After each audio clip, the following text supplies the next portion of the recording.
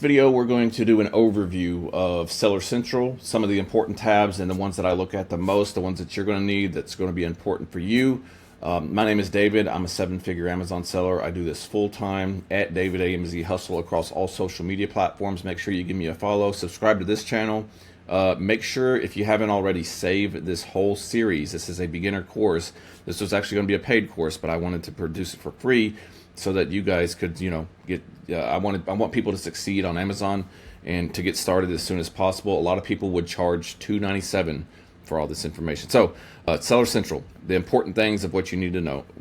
This is going to be the homepage when you go to Seller Central for yours, depending on how many sales you have, how many open orders you have.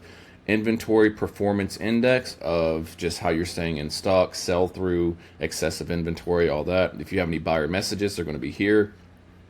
This is kind of how often you're winning the buy box. Not really super important.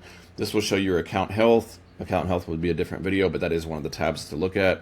Stores that you sell on, I only do US, but for some reason I'm signed up for Canada and Brazil, but they are turned off. I don't sell on anything but the US.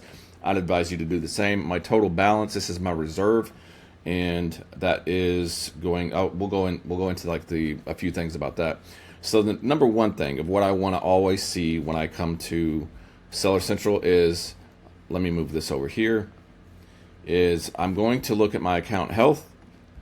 I want to look at my account health. Feedback Manager is something that I look at. Voice of the Customer is something that I like to look at too. I don't have that tab pulled up, but those are going to be some of the ones that I automatically look at. The next thing that I'm going to look at is open orders. I want to see what is selling great, because sometimes you'll get some sales and you're like, dang, I'm doing really good, but for some reason it's priced low and you're like, dang, I got all those sales and I'm not. So, and also too, you'll get the chance to see what's selling well and you could restock it really quick. So to go over to manage orders, this is, and of course it's going to be all blurred out because it's all the products that I'm selling, but you just can scroll down and you can click, see everything that you're selling, how well it's selling for, etc. Like I said, if you want to restock or if you want to price up, if something's selling a lot really fast and you're like, I don't want to sell out that quick, you'll price it up. This is going to be the payment dashboard. So like I was saying, the total balance of $31,000, I could request a payment now of $7,700. I have a pretty standard process of how I request payments. I like to do mine. I like to request my payments on the 10th, the 20th, and the 30th. That's just like how I like to do things. And the other part of this payment dashboards is going to be this transaction view. So you can see this transaction view right here, and you can search by date and time. This is going to show you the things when you sell a product, or if you get an FBA inventory reimbursement, if Amazon or somebody damages your product or it's unfulfillable, customer damaged it. Sometimes Amazon will reimburse you. You can see the reimbursements here. And these are payments of products that were sold and the Amazon fees, and that's how much money I got. However much the product was, the difference is going to be the profit that I made. And you have a detailed view. So if you're like, man, where's all my money going? Like, I thought I got paid and etc. You can see you can go to specific transaction view right here. This is one of my other favorite tabs. And when I was talking about in the arbitrage process basics video, managing inventory. So what's really great about this is you can search this, and I like to sort this. There's a few ways that I like to sort this. I like to sort it by available high to low.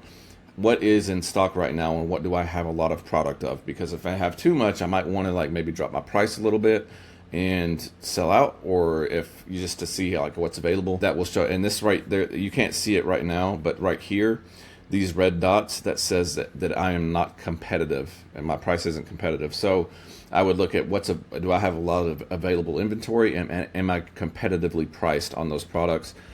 Another thing I like to do is to see what's reserved. So when you send some shipments to Amazon, they're checked in and received. That doesn't make them available right away. A lot of times they're going to go into reserved, and reserved is going to be usually like a facility transfer. So it goes to the warehouse in North Carolina, and then some of the items might stay at North Carolina, but then Amazon's going to disperse those products to multiple fulfillment centers. So some of them are going to stay in reserved. You can see unfulfillable. Page views, not really relevant to what I like to see. Price, don't really see that. Units sold, sales. So I like to see what units have sold the most. I like to push a lot of units I also like to see what has the most sales, what's making me the most money. So I sort it by those.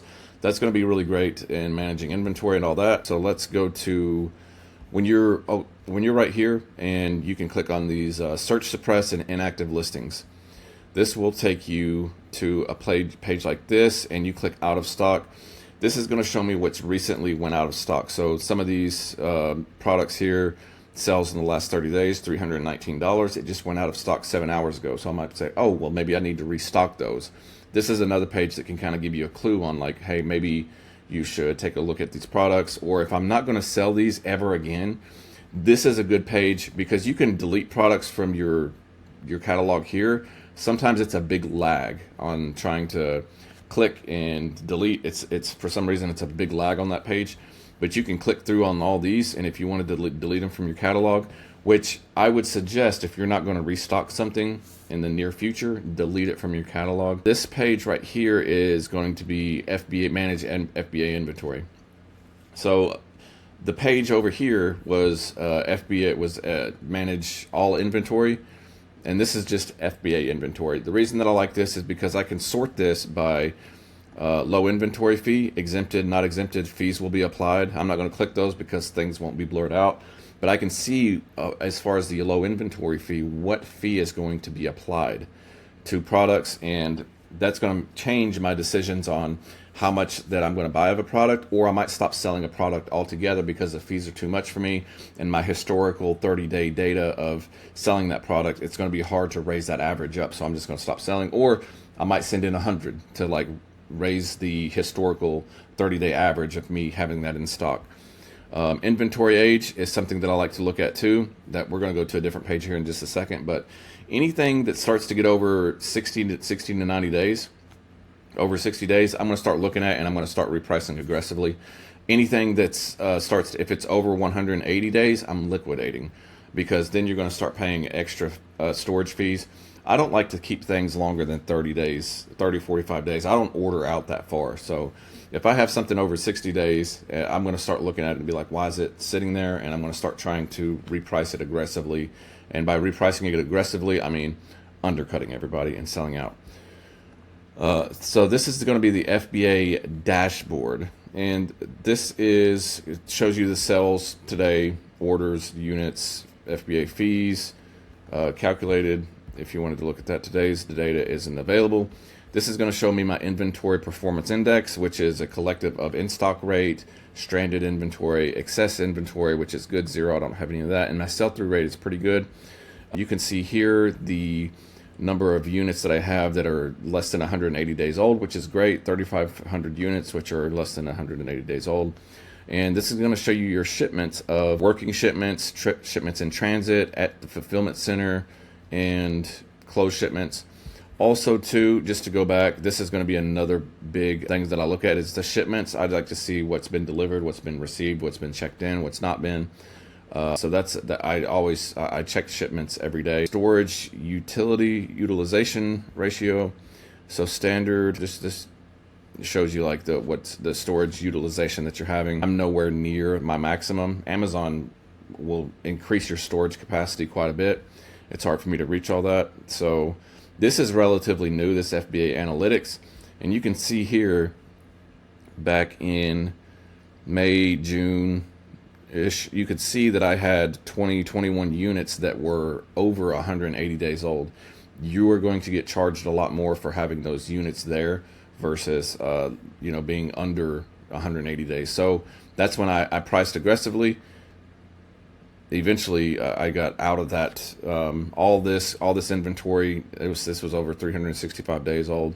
I'm not really sure what I was thinking, but now you can see that I don't have any inventory over that age of 180 days. But if you do, you will need to reprice aggressively. So that shows you that. This is just the business. This is going to be under business reports here. Business reports. I have this stretched out to 2 years just to see 1.9 million that I've sold in the last 2 years, just to kind of a weird flex, but that's cool. There's Amazon lending, so you can go here and there will be, let's see, growth lending. So this shows you I have an industry loan. started on March 19th, 2024. If you have any questions about Amazon loans or Lendistry, there's also another one, Marcus something, that you can get loans for. This is going to be your unshipped orders for seller fulfilled, merchant fulfilled. I have one pending right now. It's been pending for a couple of days. I guess that payment hasn't went through, but if you have anything that's been unshipped, this would be right here.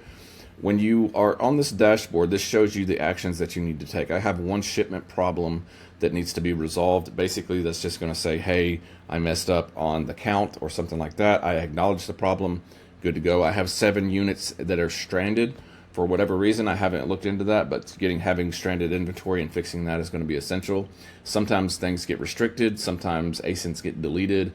Sometimes I deleted a listing and it's somehow I got a return, or it's cropped back up in my inventory and Amazon says, hey, there is no ASIN or MSKU to list this on, so I'll have to relist it. And then I have an open returns request. Somebody bought something and they want to return it. So this was auto authorized. There's nothing that I need to do. Once I receive it, if the return isn't automatically given back to the customer, I'll give them a refund. But that is going to be the overview of Seller Central. Those are the basics. Like I said, open orders, account health, shipments, checking these actions. And if you want to get nitty gritty, looking at the detailed review and looking at the FBA inventory, how to restock items. But yeah, make sure that you're following and save this whole video series, and I'll see you on the next video.